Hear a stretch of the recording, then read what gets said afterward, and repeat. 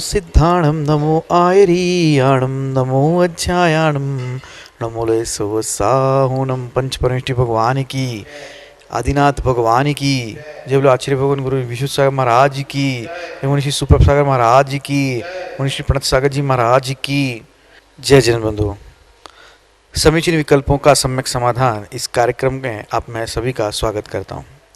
आचार्य भगवान गुरु श्री विशुद्ध सागर महाराज जी के स्वर्णिम जन्म जयंती महोत्सव के उपलक्ष्य पे इस कार्यक्रम का शुरुआत हुआ था। आचार्य भगवान गुरु श्री विशुद्ध सागर जी महाराज के पावन आशीर्वाद से इस कार्यक्रम को 4 चांद लगे हैं। मुनि श्री सुप्रभ सागर जी महाराज एवं मुनि श्री प्रणत सागर जी महाराज इस कार्यक्रम के माध्यम से जो देश विदेश के श्रावक है, जो उपस्थित श्रावक है, उनके मन में उठने वाले जो विकल्प है उस विकल्पों का समाधान करते हैं। तो चलिए चलते हैं आज के समाधान की ओर, सम्यक समाधान की ओर। मैं मुनिश्री के चरणों में बारंबार नमोस्तु करता हूँ एवं उनको यह विनंती करता हूँ कि आज के कार्यक्रम को गति प्रदान करें। नमोस्तु नमोस्तु नमोस्तु। ओम नमः सिद्धेभ्य। पंच परमेष्टि भगवान की, परम पूज्य आचार्य भगवंत गुरुवर विशुद्ध सागर जी महाराज जी की जय। परम पूज्य मुनिश्री सुप्रभ सागर जी महाराज जी की जय।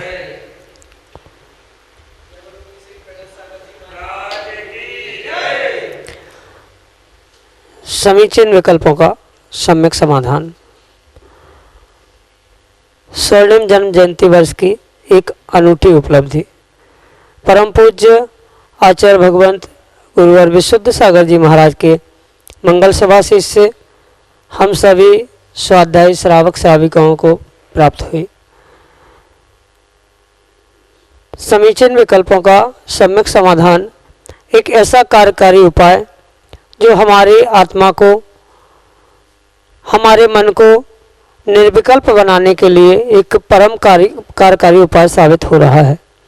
देश देशांतर से अनेकानेक समीचीन विकल्प हमें यहाँ प्रतिदिन प्राप्त हो रहे हैं और उनका सम्यक समाधान हम सभी परम पूज्य आचार्य भगवंत गुरुवर विशुद्ध सागर जी महाराज के मंगल सभा शिष्य, उन्हीं के सुयोग्य शिष्य परम पूज्य मुनिश्री सुप्रभ सागर जी महाराज के मुखारबिंदु से प्राप्त कर रहे हैं। प्रारंभ करते हैं आज का सम्यक समाधान। और आज का पहला विकल्प आष्टा मध्य प्रदेश से डॉक्टर मगन जैन, श्रीमती चंदा जैन, डॉक्टर अंकित जैन पुरवाल परम पूज्य मुनिश्री के चरणों में सपरिवार त्रिकाल त्रिभक्ति पूर्वक कोटि कोटि नमोस्तु निवेदित करते हुए अपना समीचीन विकल्प रख रहे हैं कि महाराज जी, एक बार आपने सम्यक समाधान के माध्यम से बताया था कि धर्मवाद अर्थात वस्तु के अनेक धर्म हैं, वह निर्दोष रीति से प्रतिपादित करने वाला आगम 2 प्रकार का है, हेतुवाद और अहेतुवाद। ये दोनों ज्ञानी के लिए क्यों जरूरी हैं एवं इनका स्वरूप क्या है। हमारे समीचीन विकल्प का सम्यक समाधान करने की अनुकंपा करें। नमोस्तु महाराज जी, नमोस्तु। ओम नमः सिद्धम। परम पूज्य आचार्य भगवान गुरुवर विशुद्ध सागर जी महाराज की जय।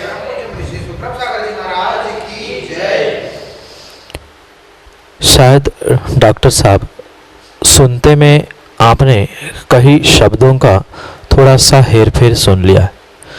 जो वस्तु में अनेक धर्म होते हैं, उस अनेक धर्मों को जो एक साथ समझने की, ग्रहण करने की जो दृष्टि है, उसे आगम में अनेकांतवाद कहा है, ना कि धर्मवाद का। अगर किसी अपेक्षा से अनेकांत को ही धर्म कहेंगे तो उस अनेकांत की अपेक्षा से वह अनेकांत ही धर्मवाद या धर्म का स्थान हो सकता है। पर जहाँ आपने कई प्रवचनों में सुनने की बात की है, वहाँ तो अनेकांतवाद के निमित्त से ही वह अनेक धर्मात्मक वस्तु का व्याख्यान और धर्म का भी व्याख्यान अनेकांतात्मक वस्तु के अपेक्षा से ही आचार्य भगवंतों ने किया है। उसके उपरांत जो हेतु अहेतुवाद आदि कहा गया है, वह भी अनेक दर्शनों को और स्वयं को भी समझने के लिए, यह ग्रहण करने के लिए आचार्य भगवंत उन वादों को या उस विषयों को वहाँ पर कहते। अगर एक साथ मात्र हेतुवाद ही अगर ग्रहण करेंगे तो वह एकांत होने से कारण अनेकांत को बाधित करने वाला है, और मात्र अहेतुवाद ग्रहण करेंगे तो वह भी अनेकांत को बाधित करने का होने के कारण से वह किंचित भी सत्य का प्रतिपादन, अनेकांतात्मक वस्तु धर्म का प्रतिपादन करने में शक्ति नहीं रखता। इसलिए सहज बात तो हमें यही समझनी होगी, जो हेतु अहेतु दोनों से मिलकर वस्तु बनती है, ऐसे उस मिश्र वस्तु को समझने के द्वारा ही या उन दोनों तत्वों को समझने से ही अनेकांत धर्म की या अनेकांतवाद की पुष्टि होना संभव है। क्योंकि जैन दर्शन में जितना भी व्याख्यान प्राप्त होता है वह परिपूर्ण रूप से वस्तु के अनेकांतात्मक यानी अनेक धर्म को ग्रहण करने के बाद ही होता है। उन धर्मों में वह वस्तु या वह व्यक्ति, वह लक्ष्य हेतु से या कभी अहेतु से, सहजता से आदि से सिद्ध होना संभव होता है। इस कारण से जो हेतुवाद और अहेतुवाद का ज्ञानियों के दृष्टि से आवश्यकता रूप कथन किया गया है, वह इसलिए किया गया है कि किसी वस्तु को प्राप्त करने के लिए या समझने के लिए किस हेतु से किया जा सकता है। हेतु का अर्थ होता है कारण। कुछ सकारण हुआ करता है, कुछ पूर्व के कारण से हुआ करता है, कुछ वर्तमान के कारण से होता है, और कुछ प्रकृति स्वभाव से ही हुआ करता है। ऐसे जो प्रकृति या स्वभाव से हुआ करता है उसे अहेतुवाद कहा जा सकता है, और जो किसी विशिष्ट कारण से किया जाता है उसे हेतुवाद कहा जा सकता है। इसलिए इन हेतु अहेतुवादों को समझने के बाद ही वह वस्तु का अनेकांत स्वरूप समझ में आ सकता है। इसलिए इन दोनों को एक साथ समझना आवश्यक है, क्योंकि जब कारण घटित होता है तभी कार्य होता है, और कभी कार्य की आवश्यकता से, कभी कारण की महत्ता से वस्तु का कथन किया जाता है। जैसे अनेकांत सिद्धांत है, वैसे ही स्यादवाद कथन शैली है, और उस स्यादवाद कथन शैली में कभी हेतु के द्वारा कथन किया जाता है साध्य का, तो कभी साध्य के को सीधा कह के हेतु को गौण करते हुए वहां अहेतु रूप ग्रहण किया जाता है। जो दोनों का कथन अगर परिपूर्ण रूप से बैलेंस है तो ही वह हमारे अनेकांत के अंतर्गत आता है। इसलिए इन दोनों को भी एक साथ समझना बहुत बहुत अनिवार्य ही है, क्योंकि कारण और कार्य यह व्यवस्था समझने योग्य है, और उस कारण को ही हेतु कहा, और उस हेतु से कभी स्वभाव से जो परिणमन आदि दृष्टिगोचर हो रहा है उसको ही हेतुवाद या अहेतुवाद में ग्रहण किया है। और इसलिए वस्तु का स्वरूप समझने के लिए इन दोनों को समझना परम आवश्यक है। यही आपके लिए सम्यक समाधान। अमृता जैन, खनियादाना, शिवपुरी, मध्य प्रदेश से परम पूज्य मुनि के चरणों में बारंबार नमोस्तु निवेदित करते हुए अपना समीचीन विकल्प रख रहे हैं कि महाराज जी, गर्भावस्था के 9वें माह में भगवान की द्रव्य से पूजा कर सकते हैं क्या, एवं जिन वाणी को स्पर्श कर सकते हैं क्या? हमारे समीचीन विकल्प का सम्यक समाधान करने की अनुकंपा करें। नमोस्तु महाराज जी, नमोस्तु। हमारा जैन धर्म परिपूर्ण रूप से अहिंसा पर और दया पर निर्धारित है। जैसे कि आगम में आचार्य भगवंतों ने कहा, धम्मो दया विशुद्धो, धम्मस्य मूलम दया, अहिंसा परमो धर्म आदि की अपेक्षा से जो भी श्रावक की क्रिया होती है वह श्रावक की क्रिया परिपूर्ण रूप से उस अहिंसा धर्म के लिए पूरक ही हुआ करती। निर्ग्रंथ दिगंबर साधुओं के लिए 9 कोटि से हिंसा का त्याग होता है, पर श्रावक के लिए भले ही 9 कोटि से हिंसा का त्याग नहीं होता, पर उसकी प्रत्येक क्रिया परिपूर्ण रूप से सावधानी पूर्वक और प्रमाद रहित और विवेक से ही आचार्य भगवंतों ने उद्घाटित की है। इसलिए जिस विषय में आपका विकल्प है उस विकल्प के पीछे या उस प्रश्न के पीछे और जो मर्यादा आचार्य भगवंतों ने उस समय में गर्भावस्था के समय में कही है उसका मात्र और मात्र लक्ष्य उस अहिंसा धर्म का और दया धर्म का पालन हो, यही है, अन्य नहीं है। जैसे कि 9 माह के विषय में आपने पूछा है, पर 9 माह तक नहीं, अपितु आचार्य भगवंत पुराण ग्रंथों में स्पष्ट रूप से कहते हैं कि गर्भावस्था में माँ 5 महीने तक, यानी 5 महीने तक की गर्भावस्था तक ही वह द्रव्य पूजा और द्रव्य क्रियाओं से अपने पुण्य को वृद्धि करने के लिए उन पूजा पाठ आदि क्रियाओं को कर सकते हैं। 5वें महीने के उपरांत द्रव्य से पूजा करना, जिनवाणी उठाकर उसका अलग से पठन पाठन करना, या जो कुछ भी भगवान गुरु और जिनवाणी के निमित्त से किंचित भी सावध्य क्रिया हो रही है, उन सावध्य क्रियाओं से आचार्य भगवंतों ने 5वें महीने के बाद उस गर्भावस्था वाली माँ को परिपूर्ण रूप से दूर रखा है।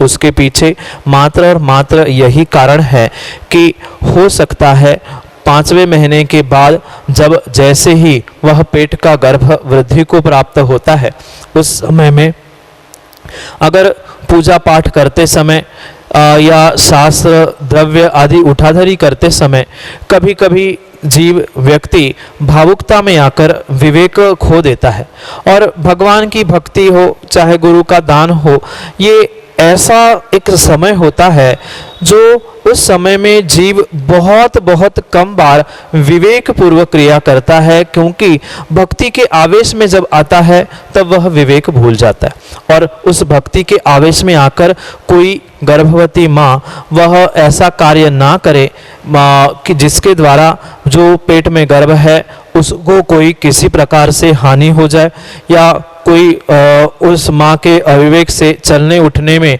या किताब रखने उठने में, द्रव्य धोने में, पूजा आदि करने में किंचित भी भावुकता से भागा दौड़ी में अगर कुछ गड़बड़ हो गई तो बेटे को, गर्भ को और माँ को, दोनों को भी नुकसान हो सकता है।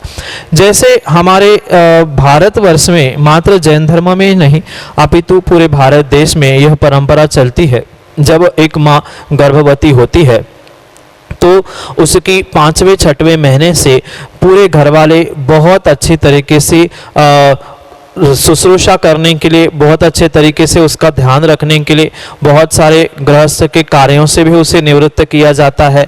उठते बैठते, खाने पीने में, चलने में आदि प्रत्येक क्रियाओं में सावधानी बरतने का उपदेश एक बुजुर्ग माँ उस बेटी बहू को दिया करती है। बिल्कुल उसी प्रकार से जैन धर्म में भी मात्र गर्भ और माँ, इन दोनों की भी सुरक्षा, अहिंसा, इस दृष्टि को मद्देनजर रखते हुए परिपूर्ण रूप से द्रव्य पूजा, जिन शास्त्र के उठाधरी करना, द्रव्य का धोना आदि सावध्य क्रियाओं से उस माँ को 5वें महीने के उपरांत दूर रखा गया है। इसलिए 5वें महीने के बाद उन क्रियाओं से, द्रव्य क्रियाओं से निवृत्त होना उस गर्भवती माँ को बहुत ही अनिवार्य है। 9वें महीने में नहीं अपितु 5वें महीने के बाद से ही उन क्रियाओं से उनको पृथक होना आवश्यक है। इसका अर्थ ये नहीं है कि वह भाव पूजा और जाप आदि से दूर होती है।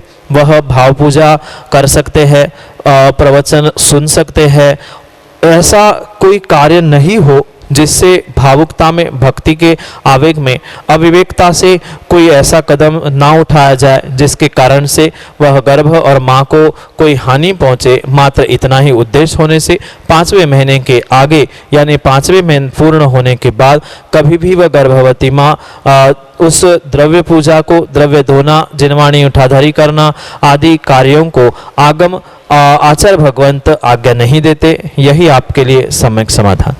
अगले विकल्प के लिए टीकमगढ़ मध्य प्रदेश से प्रकाश जैन लार परम पूज्य मुनिश्री के चरणों में बारंबार नमोस्तु निवेदित करते हुए अपना समीचीन प्रश्न रख रहे हैं कि महाराज जी, मंदिर जी में झारी से भगवान का अभिषेक शांति धारा करना उचित है क्या? हमारे समीचीन विकल्प का सम्यक समाधान करने की अनुकंपा करें। नमोस्तु महाराज जी, नमोस्तु। आचार्य भगवंतों ने अपने श्रावक के परिपूर्ण रूप से पुण्य का अर्जन हो, इसलिए द्रव्य शुद्धि के साथ साथ भावों की विशुद्धि के लिए बहुत अच्छे तरीके से अभिषेक, पूजा, शांति धारा आदि सभी प्रकार के अनुष्ठानों का उल्लेख और व्याख्यान किया है। पर वर्तमान में बहुत सारा ऐसा कार्य देखा जाता है जिसके निमित्त से उस शांति धारा पूजा अभिषेक के निमित्त से ही बहुत सारे जीवों को बहुत सारे विकल्प उत्पन्न होते। जैसे द्रव्य शुद्धि की व्याख्या की है, वहीं पर भाव शुद्धि की भी आचार्य भगवंतों ने व्याख्या की है। और जहाँ भाव शुद्धि की भी व्याख्या की है, वहाँ द्रव्यों की शुद्धि भी अनिवार्य रूप से ग्रहण करनी ही होगी, या उसको द्रव्य शुद्धि में आचार्य भगवंत ने आज्ञा प्रदान की है कि द्रव्य की शुद्धि तो परिपूर्ण रूप से होना अनिवार्य ही है। क्योंकि अगर द्रव्य की शुद्धि नहीं है तो किंचित भी हमारी मात्र भावों की शुद्धि कार्यकारी नहीं हो सकती। जैसे कि आपने विकल्प उस झारी आदि को लेकर कहा है, भले ही वह झारी एक मंगल द्रव्य के रूप में आचार्य भगवंतों ने ग्रहण की है, जिसे भृंगार कहते हैं, वह मात्र मंगल रूप तो ग्रहण करने योग्य है, पर कुछ ग्रंथों में यह भी उल्लेख आता है कि जो उस झारी के द्वारा अभिषेक शांति धारा आदि की क्रिया की जाती है, वह अभिषेक करने के शांति धारा करने के उपरांत जो उसमें छोटी टोटी बनाई जाती है जिसके द्वारा शांति धारा होती है, परिपूर्ण रूप से उस बर्तन का अंदर से मार्जिन नहीं होता, जहाँ टोटी जोड़ी होती है वहाँ, और वह बहुत छोटी होने के कारण से पूर्ण रूप से उसको मांजना साफ करना संभव नहीं होता है।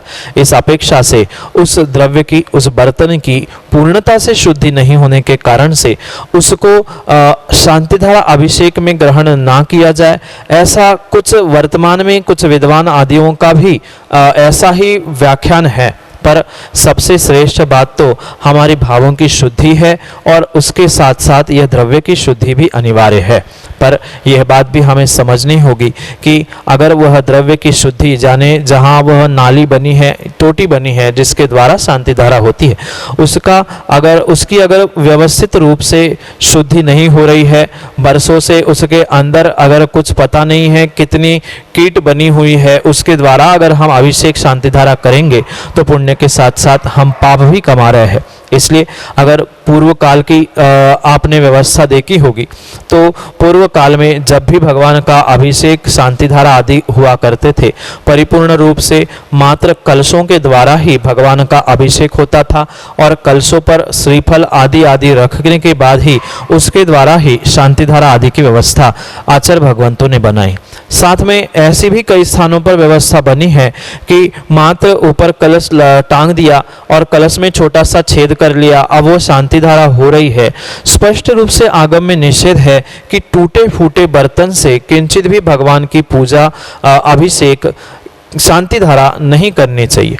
पर अगर किसी भी प्रकार से छेद करके उसमें टोटी लगा दी हो, या अन्य किसी प्रकार से उसमें छेद करके टांग दिया हो और वह अभिषेक शुरू है, हमने कलश को हाथ लगा दिया, यह भी किंचित भी किसी भी प्रकार से आगमोक्त क्रिया नहीं है। वर्तमान में बहुत सारी आधुनिकताओं को और बहुत सारी फास्ट काल को देखते हुए यह व्यवस्थाएं बनाई गई है, पर आगम के परिप्रेक्ष्य में हमें यह समझना बहुत अनिवार्य है कि कलश ही सर्वोत्कृष्ट कहा है, और जो भृंगार रूपी झारी को ग्रहण किया है उसका भी आगम में वर्णन आता है, उसका निषेध भी करना किंचित भी संभव नहीं है। यही आपके लिए सम्यक समाधान। वर्तमान में अनेक युवा रूढ़ियों परंपराओं से व्यथित हैं, बहुत से विकल्प उनको रूढ़ी परंपराओं को लेकर होते हैं।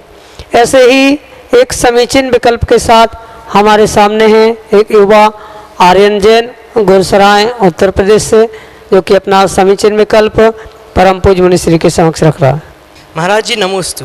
महाराज जी, जैसे कि जब हम देखते हैं कि एक बिल्ली हमारा रास्ता काटी आती है तो अगर हम रुक जाते हैं तो लोग हमसे कहते हैं कि तुम अंधविश्वासी हो, मगर जब हम नहीं रुकते हैं तो लोग हमसे कहते हैं कि बड़े मॉडर्न हो रहे हो, तुम पुरानी परंपराओं को तो भूल ही गए हो। तो महाराज जी, हम इन दोनों टिप्पणियों से कैसे बच सकते हैं? आप हमारे समीचीन विकल्प का सम्यक समाधान करने की कृपा करें। नमोस्तु महाराज जी। ये जितने भी निमित्त है, इन निमित्तों का परिपूर्ण रूप से हमारे आचार्यों ने अपने निमित्त शास्त्र आदि आगम ग्रंथों में बहुत ही अच्छे तरीके से व्याख्यान किया।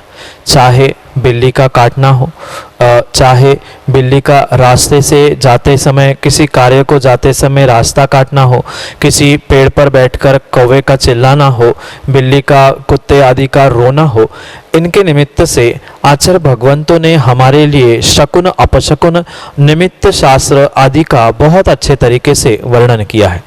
ये परम सत्य समझना होगा कि मात्र बिल्ली का रास्ता काटने से या कौवे का कहीं आवाज आने से, इतने मात्र से कोई अच्छा बुरा नहीं होता, अपितु ये जितने भी निमित्त हमें मिले हैं उन निमित्तों को समझना इस प्रकार आवश्यक है कि वह निमित्त मात्र निमित्त भूत है, वह एक हमारे लिए संकेत प्रदान करने के लिए आया है कि हो सकता है कि ऐसी ऐसी घटना, ऐसी ऐसी दुर्घटना, ऐसा ऐसा होने की पूरी पूरी संभावना है।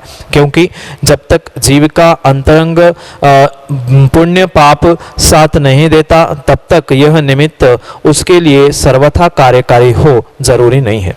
पर ये बात भी हमें समझना होगी कि क्योंकि जो लोगों के प्रश्नों को लेकर या टिप्पणियों को लेकर, कमेंट्स को लेकर आपके भीतर विकल्प है, मैं तो सबसे पहले आपसे यही कहूँगा कि लोगों का काम है कहना, कुछ तो लोग कहेंगे। आप अच्छा करो सो लोगों को कहना है, नहीं करो सो कहना है, क्योंकि ये दुनिया का एक रिवाज सा ही बन गया है, परंपरा सी ही बन गई है। कुछ करो तो दुनिया टोकती है और कुछ नहीं करो तो भी दुनिया टोकती है, क्योंकि टोकना ये वर्तमान के बहुत सारे जीवों का कार्य ही हो चुका है। ये निर्णय स्वयं के विवेक से, धर्म से, गुरु की सन्निधि से हमें स्वयं को करना है कि हमें कौन सा कार्य किस समय पे किस प्रकार से करना है। क्योंकि आपने जैसे विकल्प में कहा है आप रुकोगे तो तुम्हें लोगों ने, दोस्तों ने कहा, नहीं रुकते थे तो लोगों ने कहा, क्योंकि ये कथा शायद बचपन में आपने स्कूल में पढ़ी होगी या कहीं सुनी भी होगी। उन बेटा और पिता के निमित्त से दोनों जा रहे थे गधे को साथ में लेकर। उस गधे को साथ में ले जाते एक गांव में किसी ने कहा कि भाई सवारी है पर फिर भी बैठे नहीं हो। वह दोनों बैठ गए, लोगों ने कहा दोनों एक पर बैठे हो। आगे पहुंचे, एक बैठा वहां टोका, क्योंकि ये तो संसार का नियम है आर्यन भाई कि दुनिया का काम ही है कि वे टोकते रहेंगे। स्वयं का निर्णय, स्वयं का विवेक स्वयं के पास होना परम परम आवश्यक है, जिसके द्वारा हम अपने स्वयं के जीवन में कुछ अच्छा बुरा कर सके। इसलिए ये बात समझना, ये निमित्त तो होते हैं पर वह निमित्त तभी हमारे लिए कार्यकारी होते हैं जब हमारा वैसा कहीं ना कहीं पुण्य पाप का उदय हमारे साथ होता। अगर हमारा तीव्र पुण्य का उदय चल रहा है तो यह निमित्त सर्वथा हमारे लिए कुछ नहीं करते, कुछ अंशों में वे करने के लिए तभी कार्यकारी होते हैं जब हमारे अंतरंग पाप कर्मों का कहीं ना कहीं उदय होता है। उसके अलावा ये निमित्त हमारे लिए शकुन अपशकुन रूप नहीं होते। उस शकुन अपशकुन के निमित्त से बहुत सारा व्याख्यान आगम ग्रंथों में लिखा है, आप उसको पढ़ने का प्रयास करो, क्योंकि उन अपशकुनों को भी कैसे किस प्रकार से ठीक किया जाता है, कितने समय रुकने से, कायोत्सर्ग आदि करने से या कुछ कदम पीछे आदि अनेक प्रकार से उसका हल भी आचार्य भगवंतों ने बता दिया है। इसलिए उन सभी बातों को समझकर सम्यक निर्णय स्वयं के विवेक से, गुरु के मार्गदर्शन से और आगम ग्रंथों से अगर हम करेंगे तो ही हम जीवन में अच्छे तरीके से जी सकते। क्योंकि अगर हम प्रत्येक बात दुनिया की सुन के ही करने लग जाए तो कभी व्यक्ति हमें शांति से रोटी भी खाने नहीं देगा। आप भोजन करने बैठो तो टोकने वाले मिलेंगे, 4 दिन भोजन छोड़ के बैठो तो भी टोकने वाले मिलेंगे। आप गुरु की सेवा में लगो तो लोग बोलेंगे, गुरु से दूर हो जाओ तो भी लोग कहेंगे। क्योंकि लोगों का ही नहीं, अभी तो बेटा घर वाले भी पहले जिस बालक को, जिन युवाओं को गुरु और धर्म से जोड़ने का प्रयास करते हैं, कुछ अंश तक शुरू में वह प्रेरणा देकर धर्म से, गुरु से जोड़ते हैं और फिर जब उस जीव को, उस बालक को धर्म से और गुरु से लगाव हो जाता है, पुनः ये कहते बहुत बड़ा धर्मात्मा आया, अब पढ़ाई करो, क्या काम है? ये तो लोगों का काम है। हमें स्वयं का विवेक, स्वयं की बुद्धि और स्वयं का निर्णय स्वयं करना होगा, क्योंकि लोगों का यही काम होता है कि दूसरों को टोको, और वे ही लोग स्वयं के जीवन में कुछ भी नहीं कर पाते, पर दूसरों को टोकना यह उनकी एक आदत सी बनी होती है। इसलिए लोगों की बातों में ना आते हुए आगम, ग्रंथ और निर्ग्रंथ इनके मार्गदर्शन से ही हमें जीवन में कार्य करना चाहिए, क्योंकि कमेंट्स सुनना नहीं सुनना व टिप्पणी सुनना नहीं सुनना ये मेरे स्वाधीन है, क्योंकि कान भी हमें दो मिले हैं। हमें जो ग्रहण करना है वह अंदर ले, और नहीं करना है तो दूसरे कान से निकाल दे। अच्छी बातों को जीवन में उतारे, और जो बुरी हमें लगती है, जिसका कोई भी सेंस नहीं है, ऐसी बातों को हम सुने और कान से निकाल दे। सुनो, जानो और निकाल दो, यह सूत्र जीवन में उतारे तो ही हम विवेक पूर्वक, बुद्धि पूर्वक और शांति से, सुख से जी सकते हैं, अन्यथा नहीं जी सकते। यही आपके लिए सम्यक समाधान। जय जिन बंधुओं, आप हम सभी देख रहे थे बहुचर्चित कार्यक्रम समीचीन विकल्पों का सम्यक समाधान। यह कार्यक्रम प्रतिदिन शाम को 5:13 पे यूट्यूब चैनल सुप्रभ आवाज में प्रसारित होता है। इस कार्यक्रम का प्रसारण पारस टीवी के माध्यम से भी होता है। पारस टीवी पे शाम को 4 बजे से इसका प्रसारण होता है। फेसबुक के माध्यम से इसका पुनः प्रसारण होता है। फेसबुक के माध्यम से अगर आप लाभ लेना चाहो तो सुप्रभ उवाच या श्रवण सुप्रभ सागर जी महाराज के नाम से पेज है, उसके माध्यम से इसका प्रसारण होता है।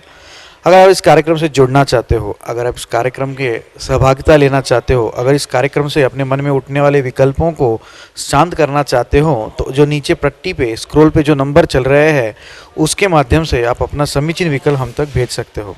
आपके सुविधा के लिए नंबर मैं दोहराता हूँ, 8707548811, 8707548811। हमारा जीमेल आईडी भी है। आप जीमेल के माध्यम से अगर अपना समीचीन विकल्प भेजना चाहो तो samyak.samadhan@gmail.com इस आईडी पे भेज सकते हैं। मैं मुनिश्री के चरणों में बारंबार नमोस्तु करता हूँ और आज के कार्यक्रम को यही विराम देता हूँ। नमोस्तु नमोस्तु नमोस्तु।